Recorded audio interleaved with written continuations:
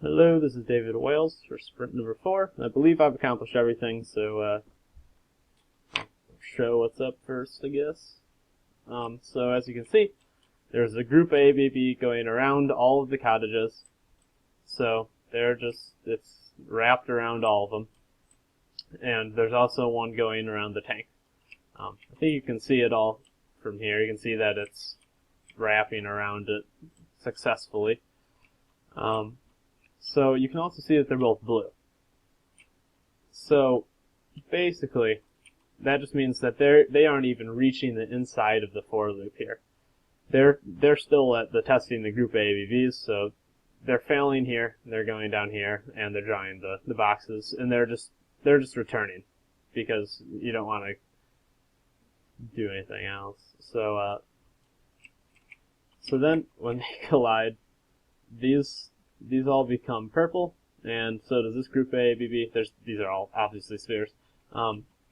So then that means that we've reached the second phase. So it's now gone inside of the for loop, and it is testing the B sphere of the object in question. So the instance, the group ABB2 versus the prune sphere of this object. So these are all the prune spheres, essentially, and this is the group ABB. So now, if the group ABB intersects the B sphere there, they turn blue, which means that we have now reached the third section of collisions, which is the collidable B sphere versus B sphere. So that just means these two are trying to collide. That's what's being tested at this point. Obviously right now they aren't because they're being shown.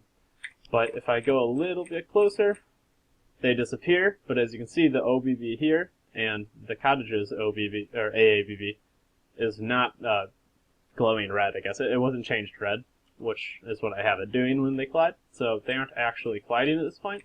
But if I go a little bit closer, they go red, which means that it's reaching down here, it's breaking here. But here, it is only reaching the previous test. It's only reaching the B sphere of C sphere.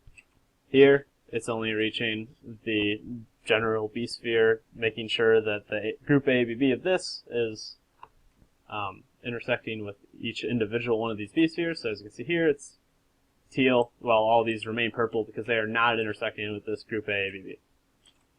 So you can also work with the bullets. And there we go.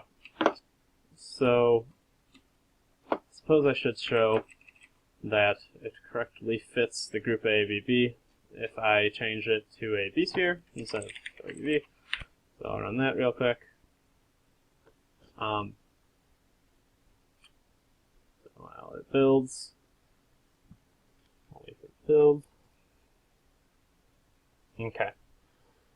So, now built, you can still see the sphere is encompassed by the group ABB, and all is well in the world. So everything still works. So second phase, third phase, fourth phase, or third phase, fourth phase. There we go.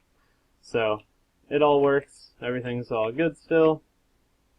I guess I should also show you now.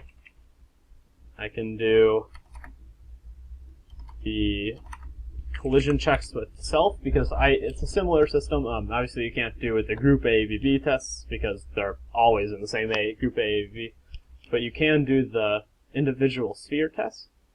So that's what I did. I put that in there for the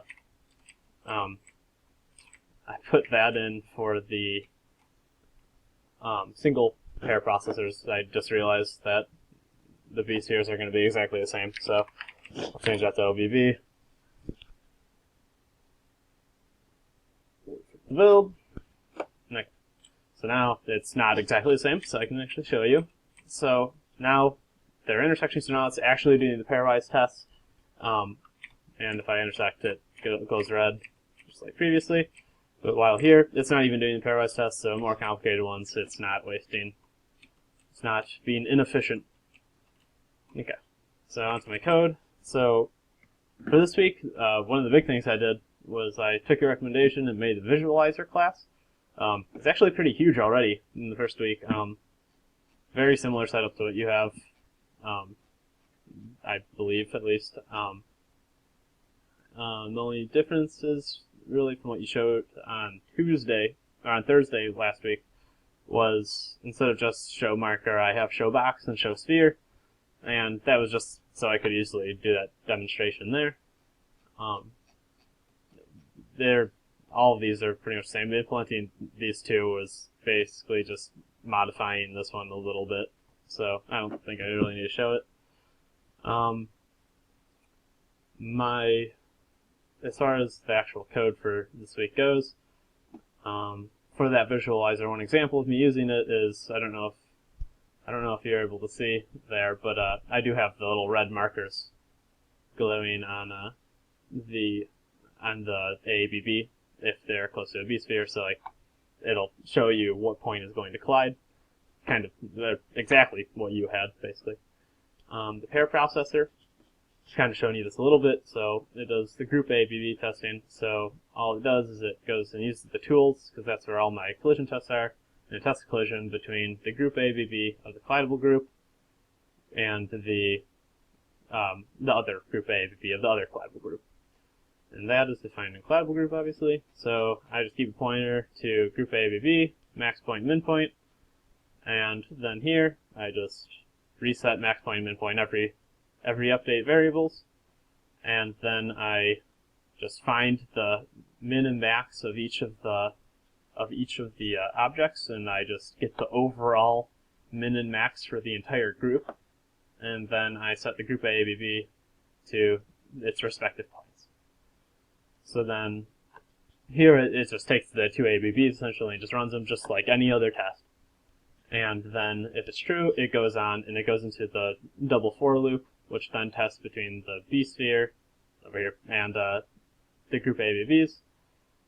Similar thing. I guess for collidable, I basically just I call it a prune sphere here. The original radius, original center, and the world matrix, of which I update in its update variables, and it's basically the same thing as the B-sphere. I just updated it here instead of in the actual B-sphere because it had to be modified a little bit.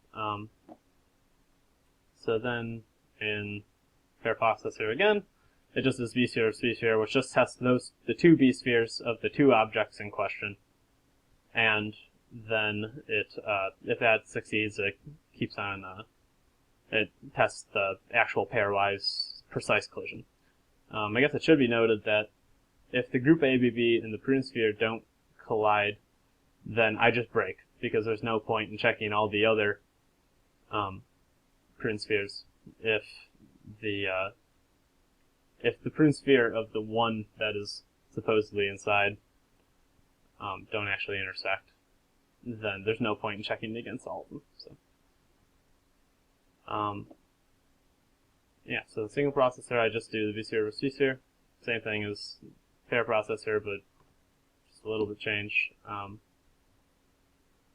And then I think that's pretty much it for like this week's like specific things that we needed.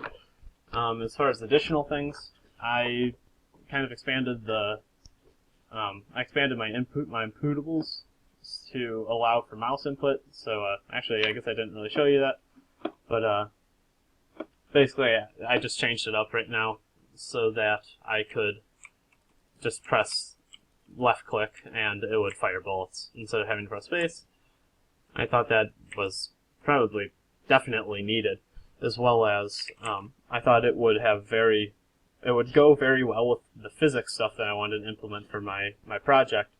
In which case I can then like raycast from the cursor and see what it intersects, and that's such. So I thought it was very good with what I wanted to do this week, as well as what I want to implement in the future, or what I'm planning on implementing in the future. So as far as the actual physics stuff this week that I implemented, I basically just added a couple extra functions. I don't know if I showed you this one last week. I don't know when I added it, honestly. It just return all of the collidables that the ray collides with. I looked at a lot of Unity's physics stuff and took a lot from that, essentially, to get ideas. Just kind of looking around. This is the one for the mouse. That's what Unity names it as well. And then, besides some of the new functions that I have, overlap sphere was actually, I just used that in Unity to make a grenade that blows up and damages all nearby enemies. So I thought, since I used that in my game recently, I thought it'd be super cool to implement it in mine, to see how it works exactly. So besides just adding a couple of functions here, I've been looking up some of the specific stuff, so like going over some of my previous graphics notes to specifically looking at some of the code for like raycasting, and just kind of coming up with concepts in my head and such about how I want to lay out the force, and going back and forth with myself to try and figure everything out. I think I have covered everything now, though. So I suppose I'll see you tomorrow. Have a good one.